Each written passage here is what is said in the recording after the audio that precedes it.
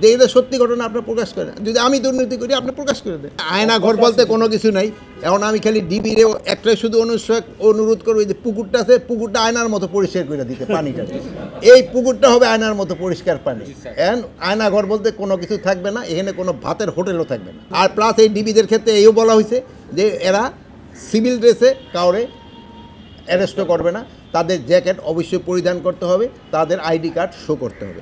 তা আপনার আইনের বাইরে তারা কোনো কাজ করে, আমি বলছি যে আইনের বাইরে যদি আমিও কোনো আদেশ করি তারা যেন করে না। আপনারা এবার দেখেন, এই যে আমাদের এবার এসআই নিয়োগের ক্ষেত্রে বা প্লাস এই যে পুলিশ নিয়োগের ক্ষেত্রে আপনারা বলতে পারবেন কি না আমরা কারোর জন্য কোনো রিকোয়েস্ট করছি?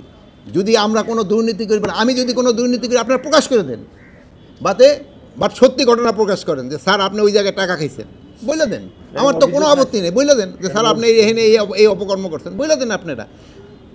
এখন যেটা করি না ওইটা যেন না বলেন। মিথ্যা সংবাদ, যেমন আপনারা এই যে ইন্ডিয়ান মিডিয়ারে কিন্তু খুব ভালো কাউন্টার করছেন, আপনারা সত্যি সংবাদ প্রকাশ করার জন্য আপনারা সবাই ধন্যবাদ পাওয়ার উপযুক্ত, যে আপনারা সত্যি সংবাদটা প্রকাশ করছেন।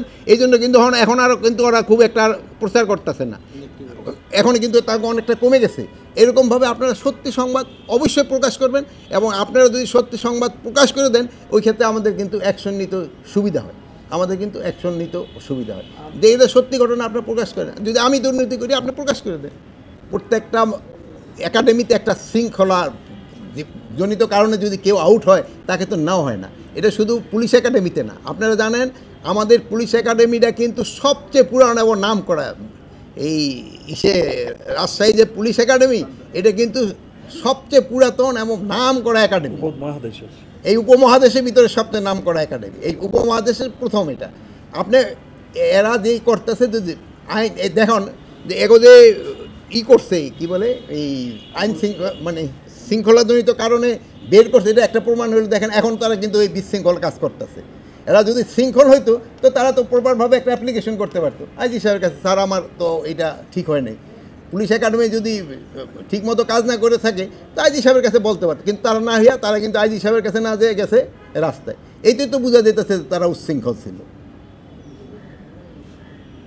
আর এটা তো সব একাডেমিতেই হয়, শৃঙ্খলা ইচ্ছের ক্ষেত্রে তো আপনি রাখতে পারবেন না।